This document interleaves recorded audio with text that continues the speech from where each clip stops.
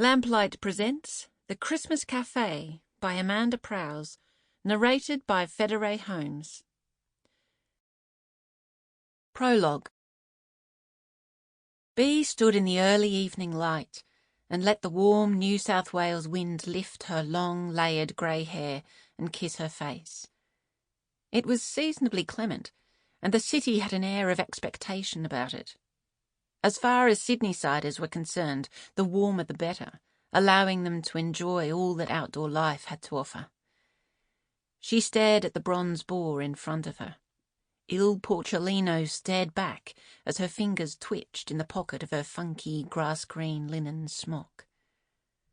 Commuters keen to get home and make the most of the evening sunshine, either with a trip to the beach or supper in the garden, rushed along Macquarie Street behind her, shedding jackets and rolling up sleeves. Groups of colleagues making an early start on the Christmas party season walked with arms across each other's shoulders, the booze-fueled banter bringing them closer than any team building around a boardroom table. Bea envied them the ordinariness of their preoccupations. Looking to the left and right, swallowing her shyness, she stepped forward and gingerly rubbed the shiny nose of the tusked creature. "Please." She mouthed the one word and closed her eyes briefly before tossing the little round coin with the square hole into the water at its feet.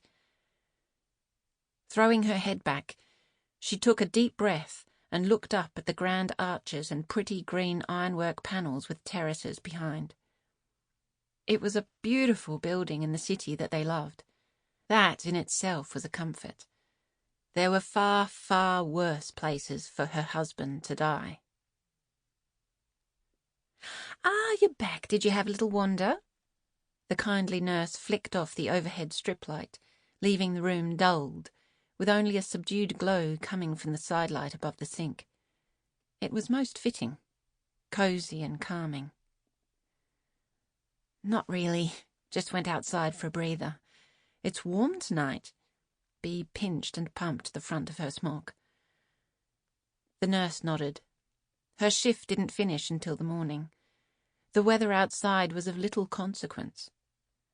She placed her hooked fingers against Peter's wrist and swept her palm over his brow, smiling into his milky eyes. "I'll be back in a wee while, Peter," she said.